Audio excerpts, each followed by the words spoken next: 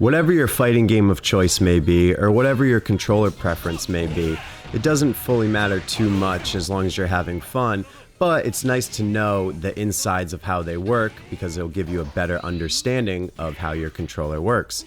So in the rest of this video, we're going to open up an arcade stick and fully understand the two different types of gates that they have.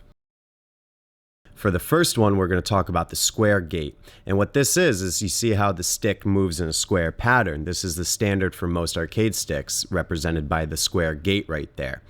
And even though it was the standard, there's additional different types of gates that are out there, like an octagonal gate, which we'll talk about later on.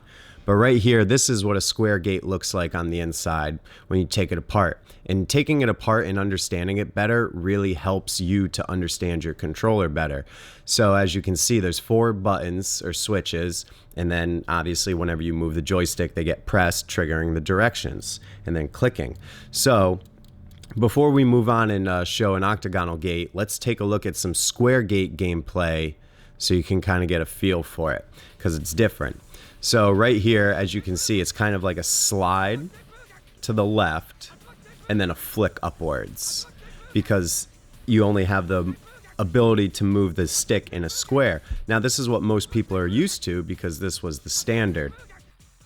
But yeah, it's kind of like a slide to the left and then a flick up, as opposed to an octagonal gate right here, and then also demonstrated in the Neo Geo Pocket Color, which is so cool that this little handheld had an octagonal gate, thumbstick, joystick. It's so awesome.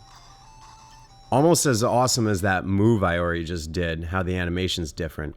But anyway, this is an octagonal gate installed onto a joystick. And as you can see, when you move the stick, you have much more control, because when you go down and left, there's a ridge for the stick to stick in. Some, like for Zangief moves, very easy to do with an octagonal gate right here.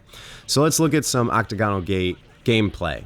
As you can see, it's just a quick little flick. It's like you just flick it and it just rides right up all the slits and does the move. It's very easy, and it's a lot easier to do them at a faster pace. For me at least.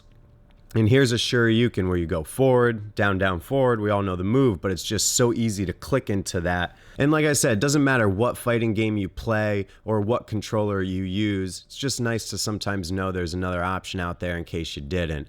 So that's why I make these videos. I also make a lot of other videos all about console mods, repairs, all things that have to do with games. Check me out on Facebook. So feel free to subscribe to the channel if you like. And I'll see you next time. Thank you for watching.